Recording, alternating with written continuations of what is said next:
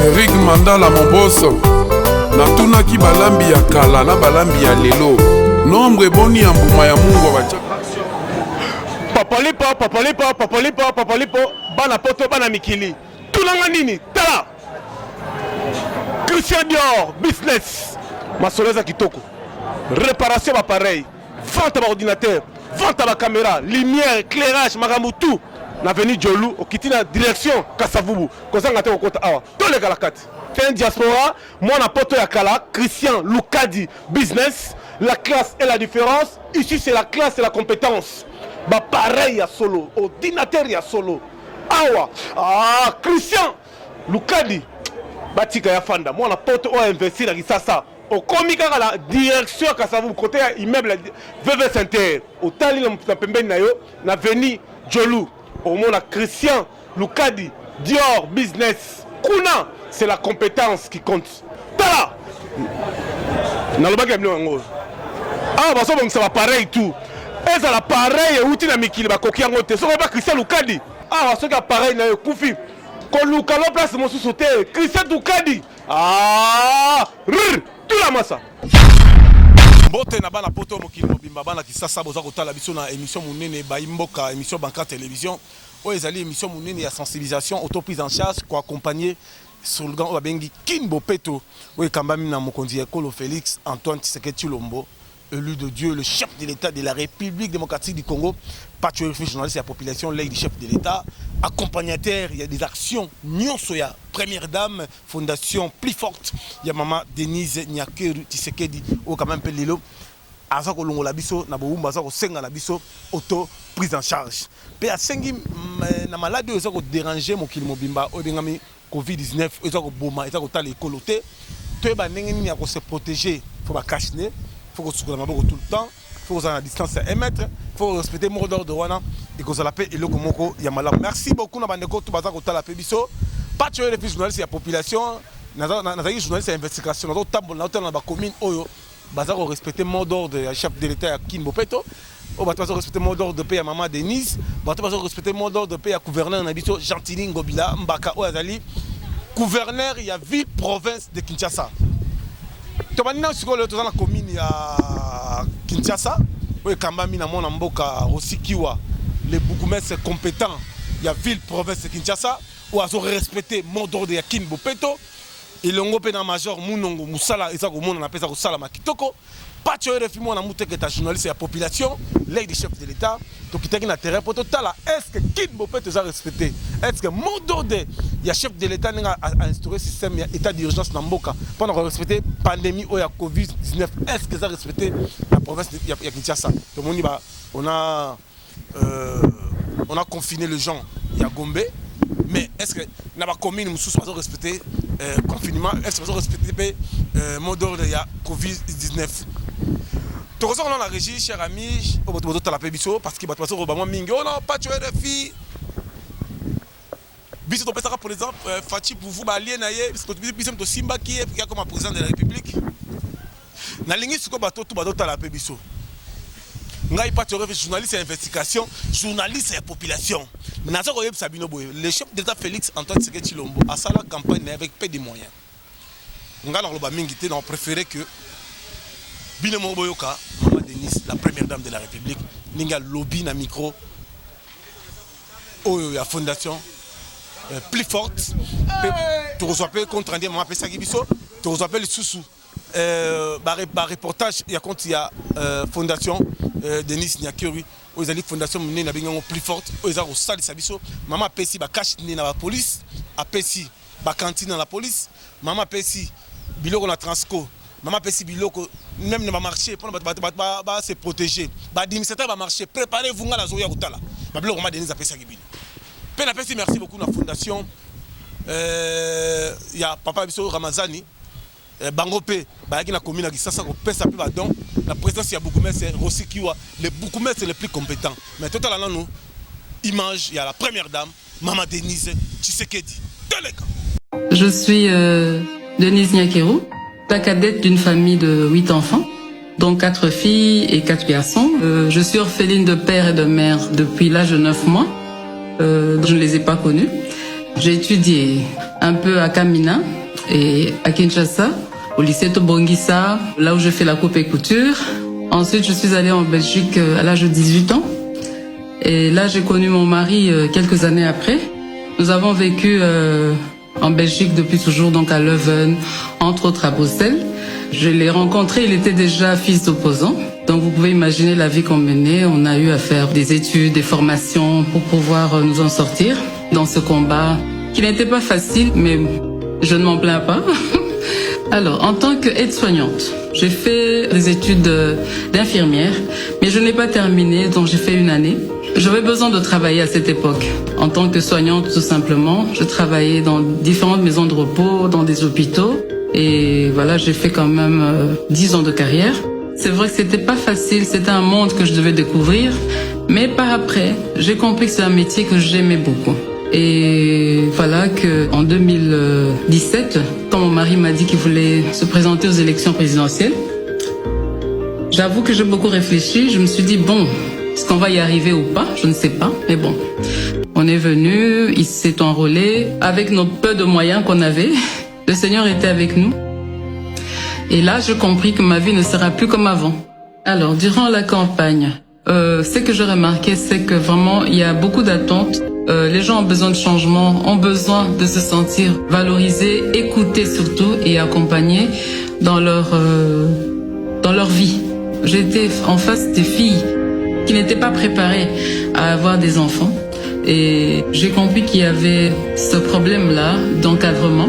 J'ai vu des enfants qui ne vont pas à l'école, dont les parents, plutôt les mamans, parce que j'ai pas eu à discuter beaucoup avec les hommes, qui me disent que les enfants ne savent pas aller à l'école. C'est des enfants qui sont abandonnés à eux-mêmes. Lorsque je voyais d'autres personnes qui étaient vraiment, qui n'y croyaient plus, qui se disaient que voilà, vous êtes là tout simplement parce que vous voulez qu'on vote pour vous et vous allez nous oublier, vous n'allez rien faire pour nous.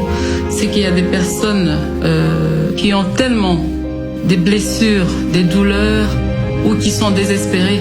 Vraiment remettre un sourire ou leur donner un peu de chaleur au cœur n'est pas facile. Croyez-moi, c'est pas facile. Et c'est face à ces souffrances que je me suis dit, si on gagne ces élections, et même si on les gagnait pas, je pouvais faire quelque chose, venir en aide aux personnes désespérées, en particulier les femmes. À titre illustratif, un enfant sur 10 meurt avant d'atteindre l'âge de 5 ans. Le saviez-vous? Le mariage précoce avant 18 ans. 43% des femmes âgées de 25 et 49 ans ont déclaré en être victimes. Le saviez-vous? Seulement 3 femmes sur 10 ont accès au marché du travail et majoritairement dans l'informel. Le saviez-vous? 4 filles sur 10 vont à l'école et que seulement 50% d'entre elles ont la chance de terminer le cycle primaire. Le savez-vous? Cette fatalité doit s'arrêter. Je n'ai guère la prétention de tout faire, de tout changer dans ce pays. D'ailleurs, soyez sûrs, je ne saurais y arriver. À chacun son rôle, mais en revanche, j'ai la prétention de m'exprimer, de m'élever en porte-voix et faire savoir à qui veut entendre les situations réelles de mon peuple, de mon pays. Non, je ne resterai pas inerte, ni silencieuse. Je fais le choix, pas simplement de m'exprimer, mais aussi et surtout d'agir. C'est pourquoi je lance aujourd'hui le mouvement Plus Forte. Plus Forte se veut avant tout d'éveiller les consciences des filles et femmes congolaises, de les accompagner dans l'amélioration de leurs conditions de vie ainsi que leur situation actuelle. Ce mouvement repose sur 4 piliers. L'éducation. La génération 2030 est celle d'adolescence d'aujourd'hui. Pour ce faire, je crois qu'il nous faut plus d'investissement dans leur éducation en vue de prévenir le mariage et les grossesses précoces. Nous aurons les femmes plus fortes en 2030 si nous investissons aujourd'hui dans l'éducation de nos filles. La santé. En tant que prestataire de santé et mère, je n'aimerais pas voir une femme mourir en donnant la vie pour des causes qui sont évitables. Je rêve d'une génération de femmes plus fortes, capables de planifier les naissances et de contribuer efficacement au développement de ce beau pays. Je voudrais contribuer à soulager les souffrances des drépanocytaires à travers une bonne prise en charge, les violences basées sur le genre. Nous avons l'obligation de restaurer la dignité des femmes congolaises en vue de leur pleine participation à la consolidation de la paix et la reconstruction de la nation.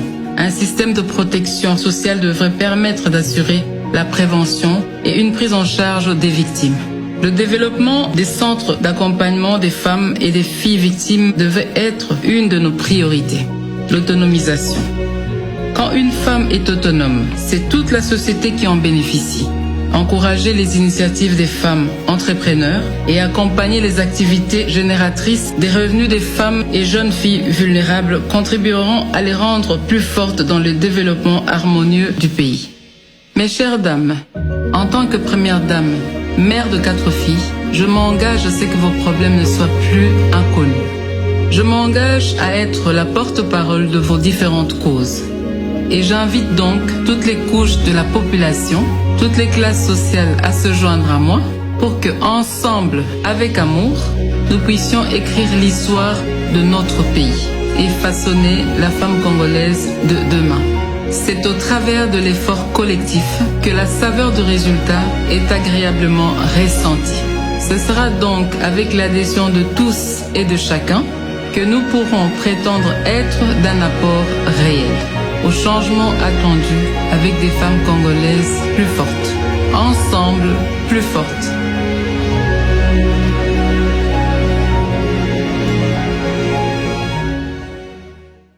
Je remercie particulièrement nos partenaires de toujours, l'UNFPA, le Canada, la Suède, pour ce don important de Clinique Mobile et les kits. Je pense que ce n'est qu'un début. Nous avons tous été surpris par cette maladie, cette pandémie qui sévit sérieusement, et j'en profite encore pour insister auprès de la population de ne pas oublier les gestes barrières, se laver les mains aussi fréquemment qu'on peut.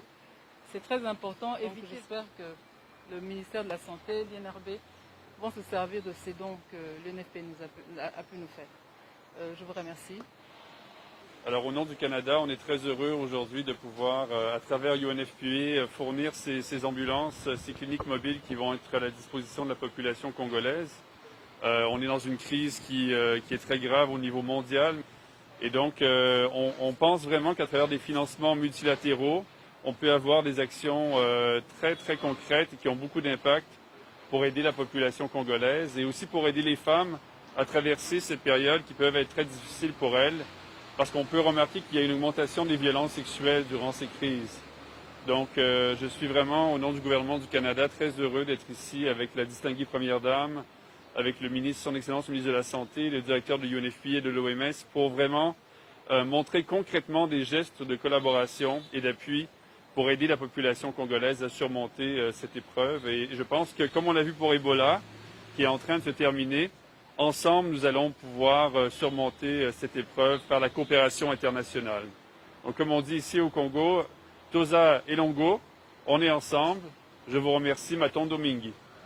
Et donc, nous avons juste apporté des échantillons pour montrer. Il y a... Non, c'est pas individuel, c'est pour une population. Un seul carton comme ça, c'est pour 10 000 populations.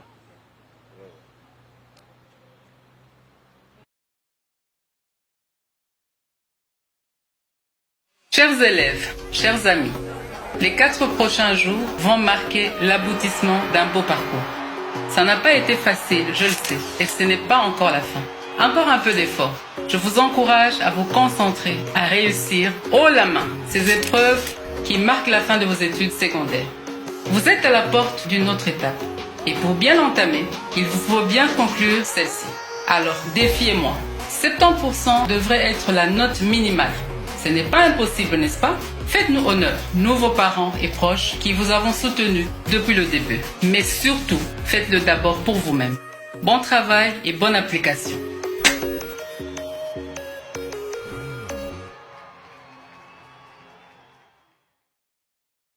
Merci beaucoup na mandeko to bazota la biso na bureau ya Maman Denise Sekedi nga pa chori na pona nga ai Fachi na pona nga Maman Denise nazo soutenir bango parce que moi je suis nationaliste patriote dans un souci à Congo et ça l'émergence. Merci beaucoup na André Kimbuta lo sommet de la biso ta la biso makasi. Merci à Motemona Goda. Merci beaucoup à l'homme fort Félix Kabala. Merci à Daniela Kamonia, merci beaucoup à Yannick Pirin, c'est sans plus tarder. Je salue l'homme fort, plus que fort, le vrai, le sel, Wadeni Moulamba. Alors, chers amis, Botala Siko, le Boukoumès, c'est le plus compétent. Comment il s'appelle? Rossi Kiwa, l'homme du terrain. Il y a Zaraming Ming na biroté. Il y a Zali na terrain, à zone en mot d'ordre donné par le chef de l'État, Félix Antoine Tshisekedi Tshilombo. Comme le nani, Rossi Kiwa, le numéro 1. Oh, il y a Sala Moussala, numéro 1, pour ça qui Jiseka Dima. Jiseka Dima comme numéro 2, Mikolo. Mais numéro 1, Rossi Kiwa. Botala Bimoko, l'homme du terrain, peut assigner Nabatou, va respecter Covid-19, peut respecter Salon. Regardons, comme si vous y étiez, les images des Patio RFI.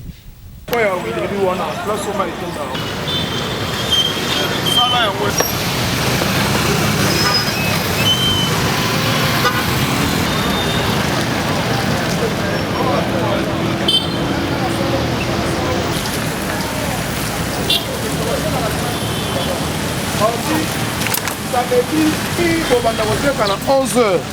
Mais le quoi qu'on dit, on a dit que ça va pas théâtre na théâtre. Donc on va kangayo et comme il va faire. Quand on a le bagoye, kanga bilo. Kanga.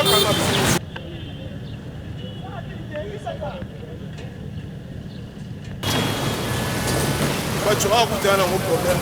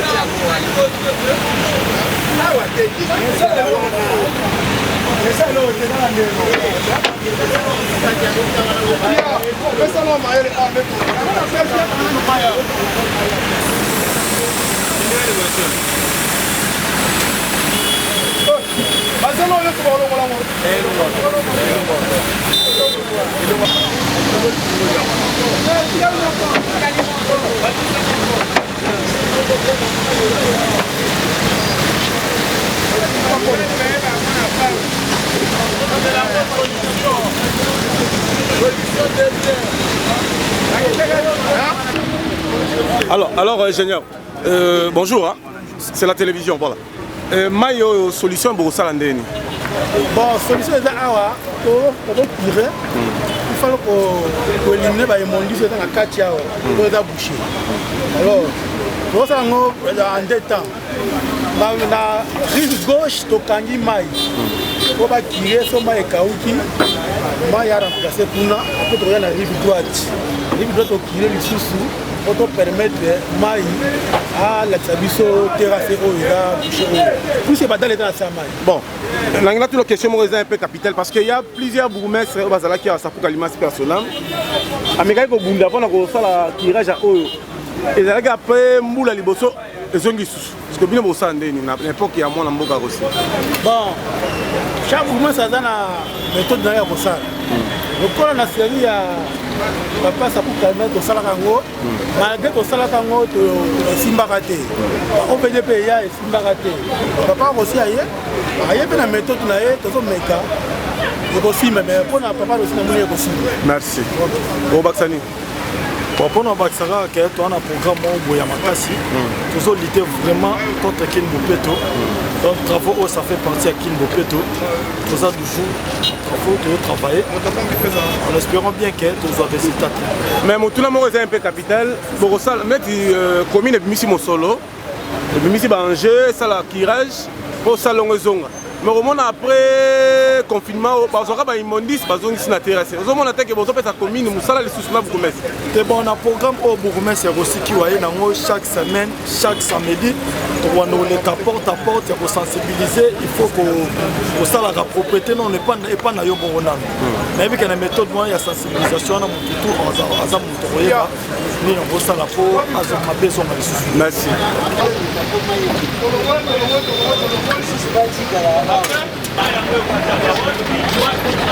Voilà, c'est ça le problème. Yo obandi okure kuna omoni kote wana bando okure ntango osi sokure kuna moyo ebando oleka koye apa tozonge likonese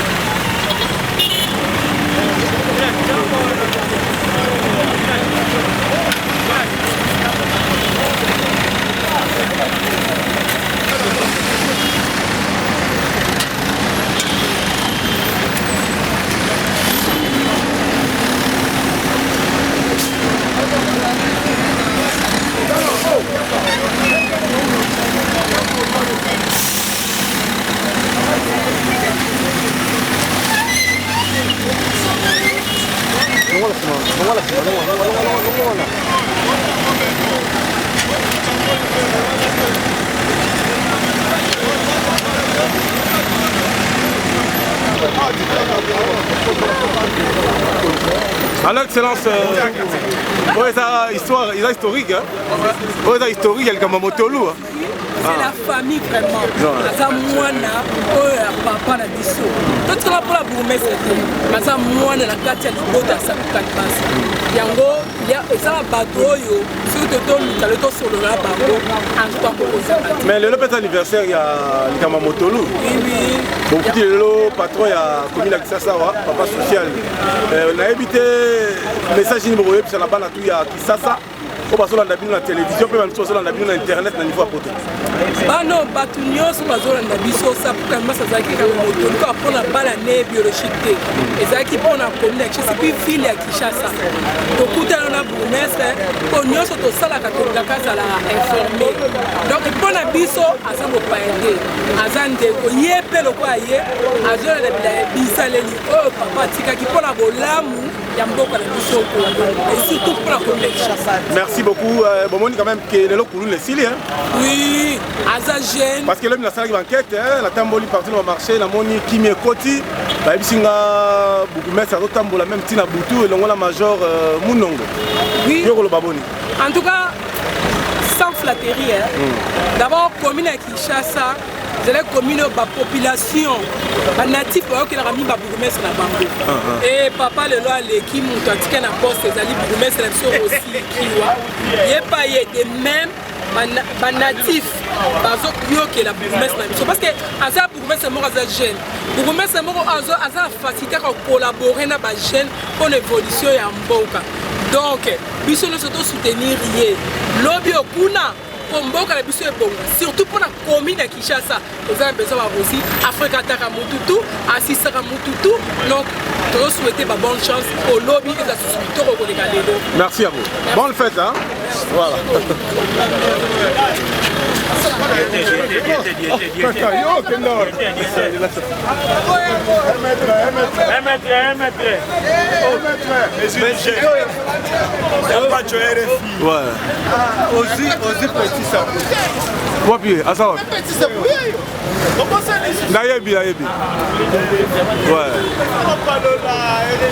Merci. Digamos Matul. Kitoko.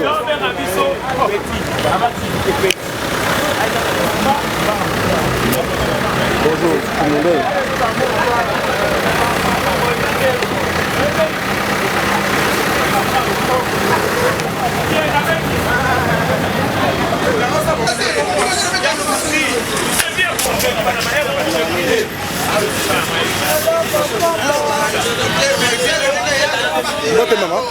Bote, nazali chef de quartier Oyo, quartier Diallo, commune de Kinshasa. Ndenge tozali awa, tozosala kimbo pe tozanga ngai, tozana bourgmestre na biso. Yango ngai lokola mama azali mutu oyo azalaka na 1000 pattes, 1000 bras, 1000 pieds. Nga naza mama chef de quartier depuis 20 ans na quartier Oyo, mais naza pe présidente à ONG na mokipaka na social, bana, ba veuve, ba orphelin et ba enfant de rue. Sikoyo na initiative na ngai namonaki ke place bureau ezali na bandal na tie déjà babidon namonaki ke balave main oyo ya maboko ya mike eza koservir outil yango elongo na bourgmestre na biso kiwa rosi kiwa oyoka alimaki ke nakoka koya lisusu mpe na evre oyo nasali na kati ya secas ONGD na centre kinois d'assistance sociale oyo nga nazali présidente lokola mama azalaka partout mama aza présidente ya ONG mama aza ménagère mama aza chef de quartier mama aza nyonso puisque biso bamama nde fo topesa exemple ya liboso mpona assainissement epuis mpona bageste barrière oyo ya koéradike coronavirus oyo eza kotumisa mboka na biso yango wana omoni ngai na initiative na ngai esalela lido oyo merci.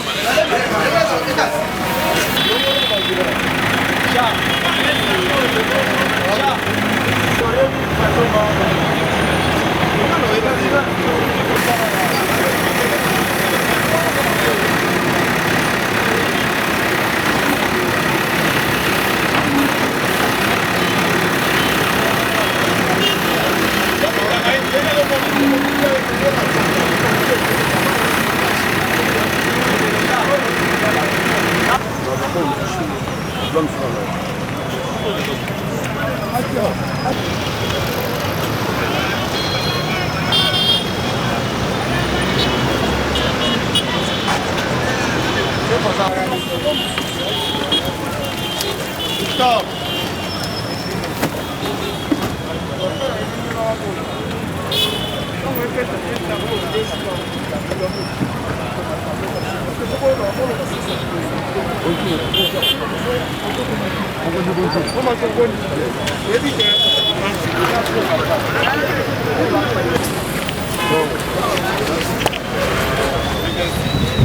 beaucoup. Biso tozali bandeko ya Kogena. Akombo ya initiateur de biso Paul Ramazan de Mouta. Il est représenté ici par notre CG Aaron Mouchizi. Olingaki na mwa malade qui est touché le monde entier. La souci wana ya population na biso ya commune ya Kinshasa. Vu que les alliés communes moko pilote la ville province na biso ya awa alors tolukaki kobanda kosala geste oyo mpona kolutte contre pandémie oyo ezali kodéranger lelo monde entier. Tolingi population na biso ya commune ya Kinshasa kotoyo bayeba ntima pandémie na kosolelaka maboko mer nyonso la propriété, il y a un autre qui doit accompagner Penayo ensemble na bandeko na biso ya Kogena. À côté de la savon oyo. Là je vous remets symboliquement.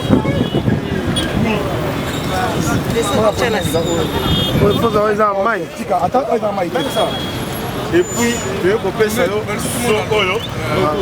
Donc, voilà, voilà, je vais couper ça oyo. Pour servir la population basali de la commune ya ville ya Kinshasa.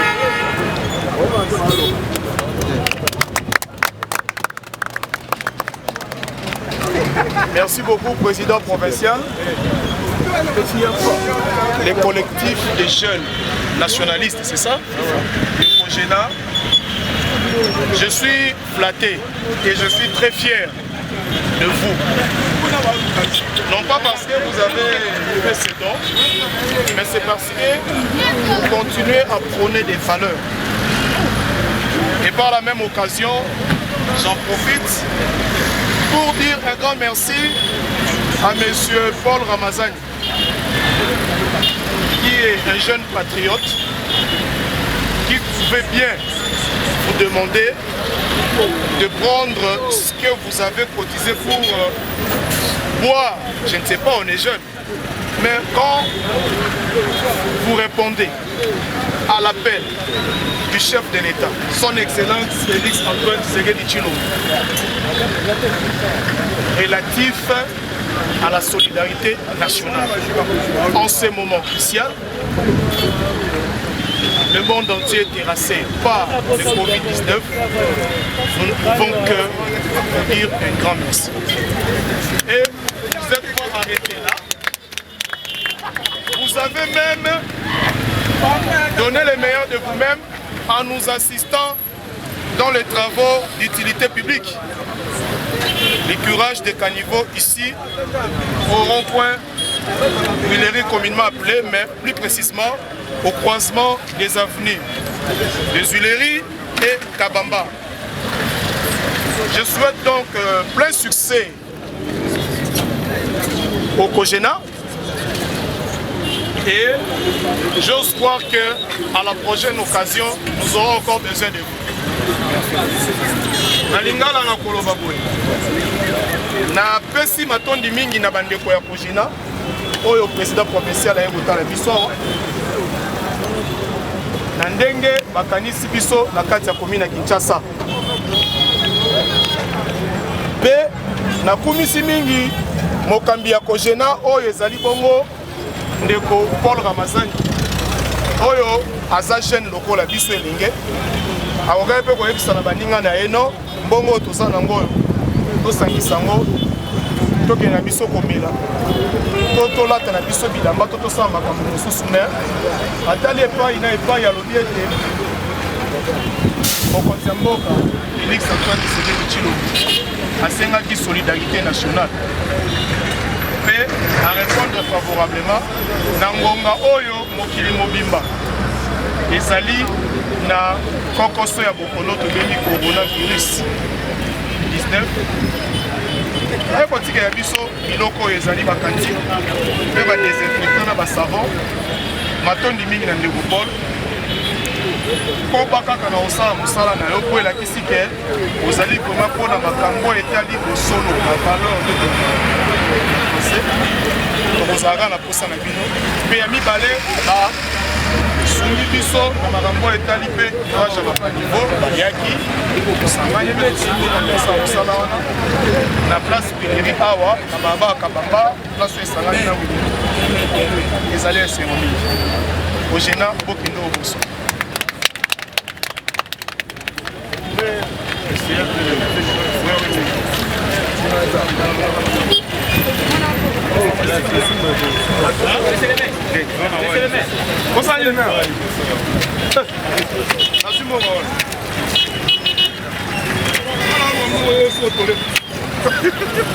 Oh Merlin, comment ça va? Ouais.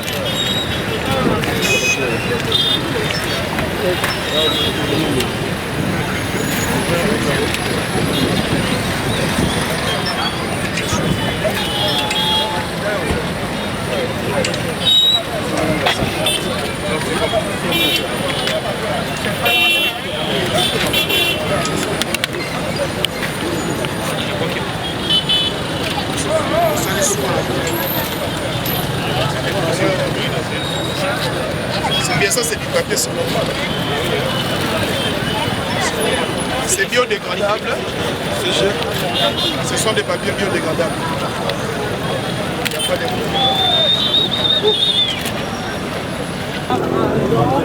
l'avenant de la part de Progena. Comment réagissez-vous à ces actes qu'ils viennent de poser en cette période cruciale que traversons? Merci beaucoup. D'entrée des jeux, je remercie le président du Progena, M. Paul Ramazani, d'avoir pensé à la commune de Kinshasa, qui est la commune porteuse du nord de la capitale. Ces gestes tombent à point nommé, faisant suite à la demande du chef de l'État, son Excellence Félix Antoine Tshisekedi Tshilombo, à la solidarité nationale. Et voilà, il y a un collectif de jeunes, en lieu et place de se livrer à cœur joie aux activités ludiques liées à la jeunesse. Le collectif a pensé à soutenir la commune de Kinshasa. Et les bourgmestres que je suis, je ne peux que remercier.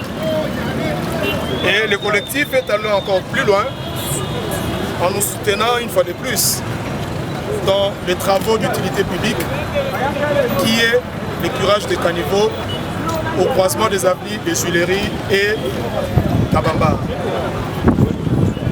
Je demande à ce que Dieu continue à soutenir le projet et que les amis fassent encore davantage. Et je sens que dans les jours à venir, le Progena et ses animateurs continueront à faire des exploits. Merci. Merci à vous, chers amis.